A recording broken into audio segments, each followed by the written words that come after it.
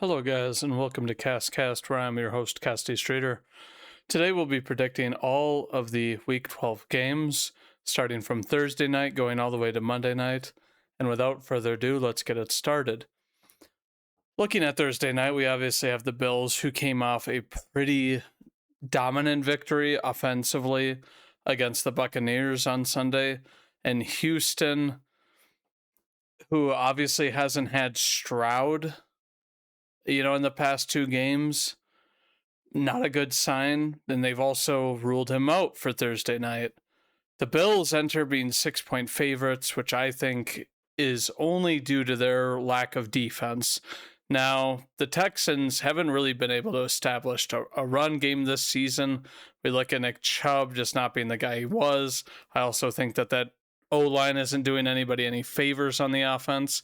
And while the Texans have kind of been lingering around 500, even though I think things could be a lot worse, their defense has definitely proven to be very, very good. And Josh Allen this year, 7 picks, not terrible, but was clearly better last year in his MVP season, and 18 touchdowns with a pretty high completion percentage. Now, looking at their team, I honestly think that the way you do beat the Texans is through running the football. I think the more you pass, the more you let Will Anderson and Danielle Hunter obviously get after your quarterback. And while Josh Allen is a very mobile guy and really proved that, hey, he's got, plenty of it factor still, which isn't surprising. I think that this game, being in Texas, is going to be a huge boon, and they're going to have some defensive plays in order to stay in this game. But regardless of that, I am picking the Bills to win, and I think that overall it's a game that you can't really drop. And if you win and you're the Texans, you're overall pretty happy. Moving on, we have Steelers and Chicago at Soldier Field. The main headline for this game is that Aaron Rodgers may not be able to return to terrorize the Bears one more time, which is kind of sad, and that's me, the Packer fan talking to me. Now, the Bears, like I've been saying kind of each week, have been playing kind of meager teams. And we look at, their last 5 now. You have New Orleans, which wasn't, it was a sound win, but it wasn't anything crazy. Baltimore handled them, the toughest team they've played. Cincinnati was able to score on them at will, proving that Chicago doesn't really have that much of a defense. And then you play the Giants, who you only really beat, in my honest opinion, because Jackson Dart goes out with a concussion. And then Minnesota, who has J.J. McCarthy, who is not playing well. They get ahead, and then they essentially lose the game because of a blown coverage unit. And to me, you can say Caleb Williams is doing better. You can say this, and you can say that, and you can say that when the DBs are back, the defense will be better. This team on defense does not have that much of a pass rush. Obviously, Sweat is their best guy. He has 5.5. It's respectable. But for a team that's played 10 games now and he only has 5.5 sacks, it is not reassuring. And there's not much production besides Montez Sweat. You look at the Steelers. Obviously, the defense has played pretty well. Last game, they played Cincinnati, and they really, really handled them after having obviously gotten thrashed by them weeks ago. And you got that scuffle between Jamar Chase and Jalen Ramsey, which we'll talk about when we get to the Bengals game. But looking at this game, I think that even though, and it's kind of alarming to me that the Chicago Bears are only favored by 3. I'm not a huge favored by this amount kind of guy. I think that even this year, it serves that, hey, any given Sunday, which is why, the Bears, who are atop the NFC North, I think that you kind of look at them and it's not like they've been really, really convincing, but people are kind of high on them because it's such an improvement from last year that people are giving them the benefit of the doubt, which I get it's better than last year. But let's be real. The QB that gets sacked over 60 times in a year, like, you're not going to have a good year, just looking at that stat alone. But for this game, I just simply can't go against the Steelers, especially if Rodgers plays, to actually go in and beat the Bears, because the Bears simply, I think, it showed last week that they struggle against good defenses, and I think the Steelers are going to really look to put the heat under Caleb. And I mean, even some of the points they had last week against the Vikings, I mean, McCarthy threw like a costly pick, and just various things went their way to make it easier on them in a game that they barely squeaked by against a team that hasn't proven they are a team to beat this year. But yeah, I'm picking the Steelers. Moving on, we have Patriots and Cincinnati. Obviously, Cincinnati, to me, their season is already over. I don't think there's any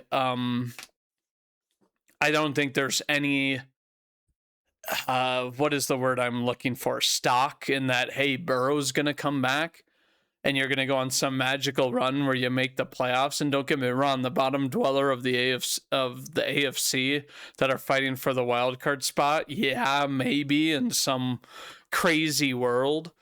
But you look at this game and it just goes to show that you draft O-lineman for a guy who was, not necessarily beat up a ton last year, a good amount, because he would get rid of the football pretty effectively. But you look at the Bengals, and they haven't fixed their O-line ever.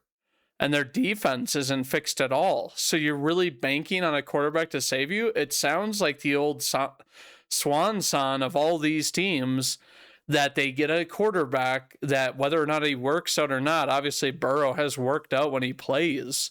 But ultimately, the organization and the team have failed said quarterback and the talent they've put around him.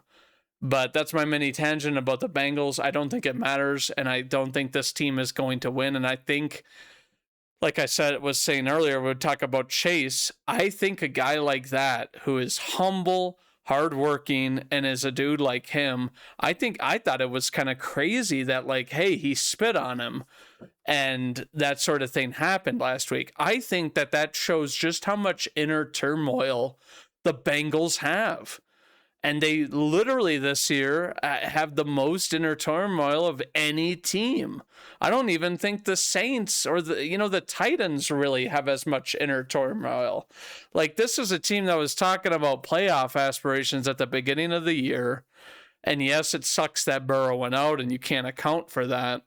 But at the very end, the Bengals just don't have a defense, and I expect New England to have a heyday, and they're going to win this game and maintain their perfect away record this year.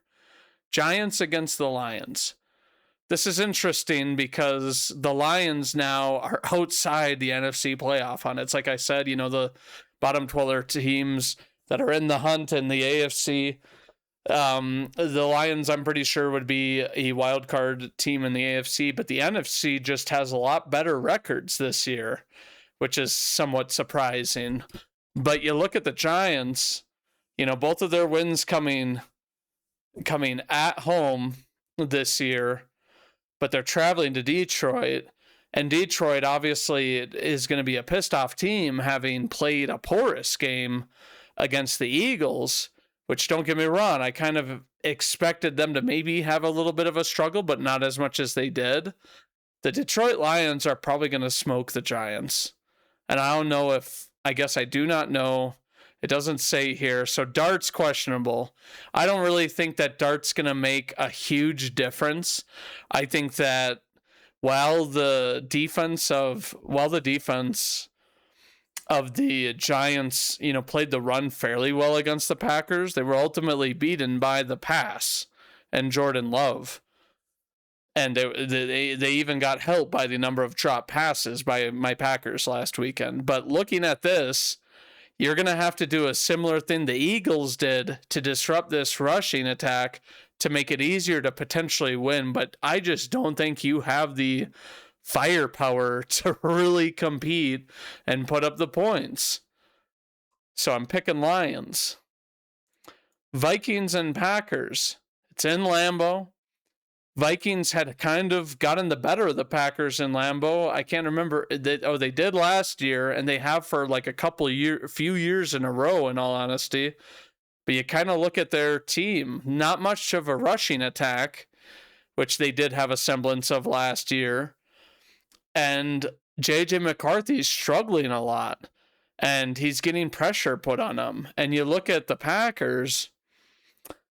Obviously, a lot of people go after Love last weekend for not having that good of a stat line, but they don't consider that. I think it was like 6, maybe 7 drop passes or something in his stat line, but he was still willing to, put the ball up for Watson on that, what looks like a bad pass, in all honesty, with 2 and a third guy coming in on the sideline to Watson. But overall, I think that Love, was kind of unleashed, and I think that they regained a bit of confidence in the passing game. The O-line is still kind of sketchy, which worries me a little bit against the Vikings, but I do think that even if Josh Jacobs doesn't play with his injury, I think that Emmanuel Wilson has kind of emerged as that very solid, a little bit above average and good running back to play. And the Vikings have had an up and down. They've had an up and down rushing defense this year. It was bad to start. They kind of corrected a little bit, and then against the Lions, not the Lions, against Chicago. Chicago was kind of moving the ball on the ground, and same with Baltimore. But I fully expect my Packers to get a win here and improve their home record, which is a lot worse than you'd think it would be at this point in the year. But overall, I think, the better team is going to win, and Green Bay is going to continue to fight for the division with a win this week. Seahawks and Titans. Everyone wanted to go after Darnold. He obviously did have 4 picks. Obviously, they were still neck and neck with the Rams. And it was like, it didn't go exactly as I kind of foresaw. I could never imagine 4 picks from Darnold, maybe a couple of picks against that Rams defense.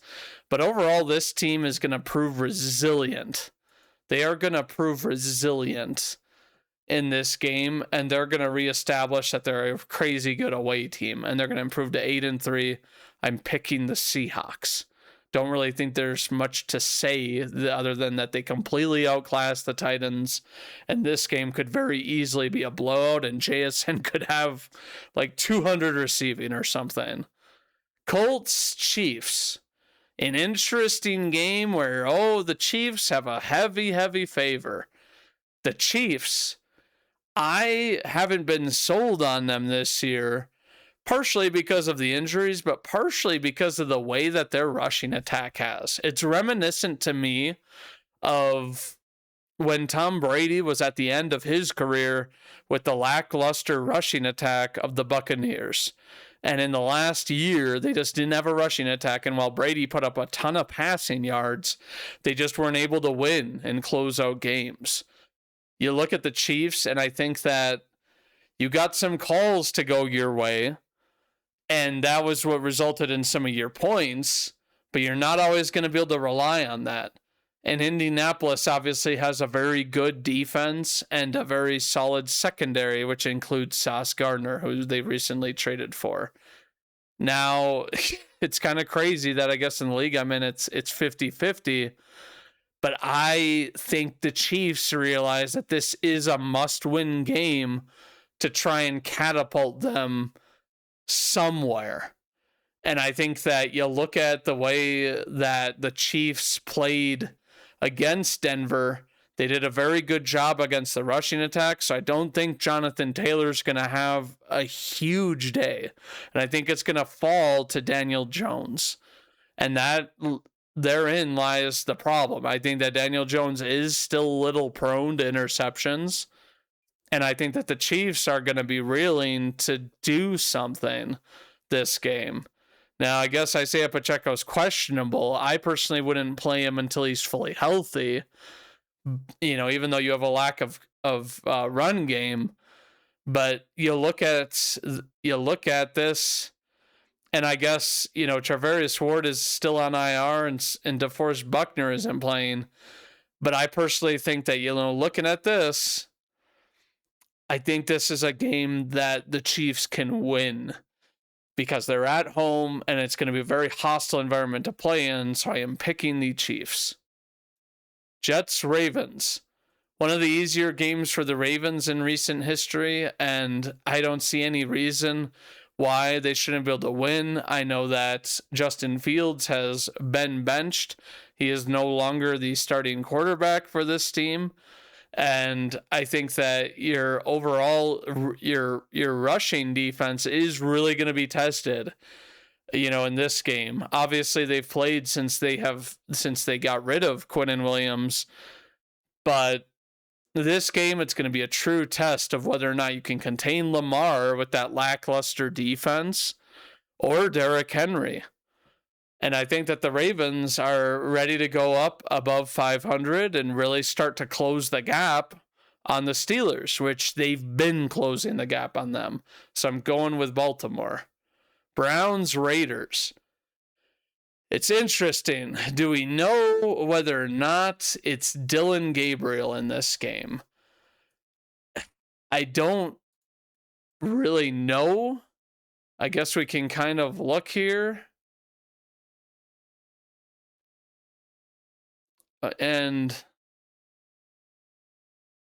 interest. So it's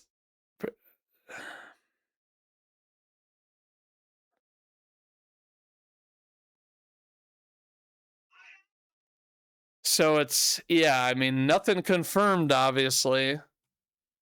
I guess on the depth chart, who does it say they have? So no, they haven't changed anything here. I didn't think that Shedeur, was put into a good situation. You don't know you're the starter. Dillon Gabriel goes out, and I know you should always be ready. But you're going up against a Ravens team that has been getting better and better and better on defense. So it's that much harder when you're plugged into a game to play well. But looking at this game, I don't think it matters so much about that. I know that people are going for Vegas, but I'm actually going with the Browns. I personally think that after looking at, Monday night, which was last night, and seeing that the Raiders and Geno Smith got absolutely smothered by the Raiders, who's to say the Browns can't win this game by their defense alone? And I don't think, when Dillon Gabriel has played, it's not like he's played so bad he's throwing the game away. It's just the lack of offense and lack of consistency to be able to do well. So I am picking the underdog in this game. It seems weird to say that because these two are the same record. And, without the home advantage, obviously you'd be talking about a 0.5-point favorite for the Raiders. So this is truly a toss-up, but I am picking the Browns because I expect that defense to really give hell, to Geno Smith and Ashton Ginty, who couldn't run for crap against a terrible rushing defense in Dallas. So I'm going with the Browns. Jaguars-Cardinals. Jaguars probably the most surprising win from last weekend. I just don't get what's up with them. Now, is it that their offense is so high flying, but their defense is funny? Obviously, they've blown out. They played a really good Houston defense. They played well. Then they play the Chargers, who supposedly have a good defense, but they make Herbert look like a cut rate QB. And overall, you just play a master class of a game on defense. Now, I would say the Jaguars are a dark horse, obviously not in terms of animals, you guys, but you look at that and you're kind of like, could this team potentially start to draw closer to the Colts, who have a tough matchup against Kansas City, who hasn't played well, up to their standard? The Cardinals obviously got the living piss beat out of them by Brock Purdy and the Niners. It's interesting because we kind of went, and I wasn't really that believer in Purdy, and we'll see if he can do it consistently, because to me, that's kind of been their problem, is that the inconsistency on offense for the Niners, and the amount of, part of it has to do with injuries. Part of it, I think, Purdy would force things. But you look at this game, and obviously the Cardinals, well out of the playoff race, in all honesty, could probably be, close to eliminated with a loss this weekend. I think they fall to the Jaguars. But it wouldn't surprise me if the Jaguars somehow fumbled this up after playing 2 impressive games, just to make it look, like, hey, we are truly like a 500 team. But I'm picking the Jaguars because they've renewed their faith with how many points they've scored, and then the way the defense played against the Chargers, who, don't get me wrong, don't have the cream of the crop offense, but it's like, to hold them to what they held them in the second half, good Lord. So picking Jaguars over the Cardinals. Eagles, Cowboys. Quite an interesting game. Philadelphia only favored by 3.5 in Dallas's house. I'm actually picking the Cowboys. I think that the Eagles and their weird, season where they have a lack of production will continue. And I think that, week 1, obviously we didn't have the vision of like what these teams would be like on offense and defense after the changes. And clearly Dallas just played tougher against the Super Bowl champs, which I think that they realized that, hey, we kind of dropped the ball in this game.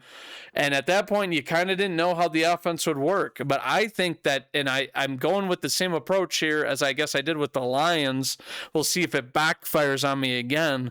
But I think Dallas is going to put up a good number of points, make a statement win to say that we're not going down quietly, at least, and potentially still pursue a playoff run. I get that it's still kind of far, stretch for them to actually compete for a playoff spot, but they're not eliminated and they're not too far gone like the Cardinals or other teams to be like, oh, it's time to turn it in. So I am actually picking Dallas to win this game, just because I think that they will be able to outscore the Eagles, and I think they have a dynamic enough offense and a good enough O-line to be able to do things. Now, I wouldn't be surprised if I ate my words just because it's the Eagles, but I just don't believe in Hurts at all. His passing has been horrendous, and they can't get it to Brown on a consistent basis. It's sickening to me. I actually feel for Brown. But yeah, I'm picking the Cowboys. Don't let me down, Dallas. Falcons, Saints. The Falcons do not have Penix for the rest of the year. So you have Kirk Cousins, also known as Kirk O'Chains, you guys. Clearly this team isn't going to be hunting for a playoff spot, as the Buccaneers and the Panthers are the class of this division, which is crazy to me because, the Panthers, wild win, obviously, and crazy yardage by Bryce Young, but goodness gracious, the Falcons need to do something in the offseason. They need to get an actual offensive coordinator that can play this offense to the level of talent they had. Poor Bijan has to carry the whole thing by his lonesome when they have like 2 other first-round picks. It's ridiculous. But, I can't really go away from them in this game just because it is the Saints, even though it is in New Orleans. I'm just kind of like, I don't believe in the Saints enough. So I'm going with the Falcons, but this is one of those like, I don't want to pick either team. But moving on, we have Buccaneers, Rams on Sunday night. This game, the Buccaneers obviously met Josh Allen last week. They played a pretty good game despite the defense, and Josh Allen clearly just pedal to the metal willed them to victory and had a couple of late scores that were like, oh, wow, yeah, this team just pulled ahead in a game that was neck and neck. Now, looking at the Rams, they didn't play their best game, but they played well enough to win, and the defense got it done. And it's in SoFi. So back-to-back games in SoFi where you're happy to have games like this in your home stadium. So, looking at this, I think the Rams really do need to win. I think if they lose, they open up too many cans of worms within their division, and it could be wild, I guess. What happens, in the NFC West. But the Buccaneers, back up against the wall, is Bucky Irving playing? Is he playing, or is he still considered out? He's questionable. And it seemed like he was going to be back. And, it's interesting. Sean Tucker has really emerged in a guy that I like. Where the heck did this guy come from, if I'm being honest with you? But looking at this, do I think the Buccaneers have the firepower? Goodness, I shouldn't have closed that. I don't think they do. Igbuka's been battling injuries. It's kind of bad. Obviously, Tez Johnson has had flashes of good things. Chris Godwin, I think, really needs to play for them to have the firepower. And overall, it's not like any of the tight ends are really going to emerge and add a dimension to this, to this team. So looking at Tampa Bay, is their defense going to be able to play with the Rams? I'm not convinced, so I am picking the Rams to win this game, and a more decidedly factor than they played offensively last week. Now moving on to Monday Night Football, which I can't believe that this looks like a crazy game. That would be very interesting. We have two teams that both scored more than 40. Or sorry, no. Or both QBs had... oh goodness. Both QBs had a crazy amount of yards. I totally forgot the stat line, you guys. But in any case, we look at San Fran. They went up against Arizona, I think that has a pretty decent defense. And they pedaled to the metal. And the Panthers, they went up against Atlanta, who they had shut out, scored 30 again, and won in overtime, showing the grit of their team. But obviously the biggest headline with this was like 450 yards from Bryce Young. Obviously on the year he had going into the week kind of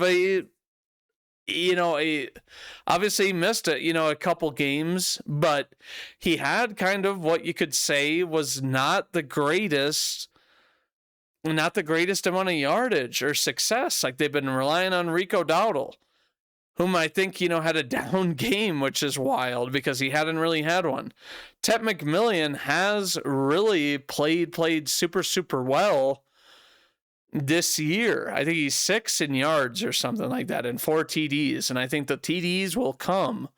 They just need to get their passing attack a little bit more effective like they did last week. But looking at this game, I know I have the Niners picked here. But it would not surprise me if the Panthers kind of came in and upset the Niners. I think that you look at the Niners and overall their pass rush, obviously isn't the best. But you look at this, the teams that they've played, none of them real true doozies. And you look at who the Panthers have played, I think that this team is somewhat battle hardened, but they obviously a couple divisional opponents where it's like New Orleans for whatever reason, the Green Bay, they obviously, maybe shouldn't have had a reason, probable cause to win that game. And I'm not just saying that with the missed field goals from Green Bay that were, usually makeable field goals. But you look at Carolina, and it's so up and down, but that's kind of the definition of their division. And you look at San Fran, and they're battling for the division still, contrary to popular belief that, hey, they're too many losses now to, catch up, essentially. But I personally think that, there's going to be games where the Rams drop games. Seattle can obviously drop games. And I think that San Fran knows that, and they just got to be able to linger and they still play the Rams and the Seahawks again. But I think that overall, the San Fran is going to win this game just because the Carolina Panthers do have a long travel time. And San Fran is coming off a heater with Purdy. And hopefully, and that kind of thing can propel you. And I think that San Fran has gotten a few guys back. So I'm saying San Fran. But that's going to do it for this weekly picks episode, you guys. I hope you liked it. And if you made it to the end, hit that subscribe button if you want content like this that has a kind of grounded view, I like to put it. But I want to thank you guys all for watching. And as always, go Pack, go.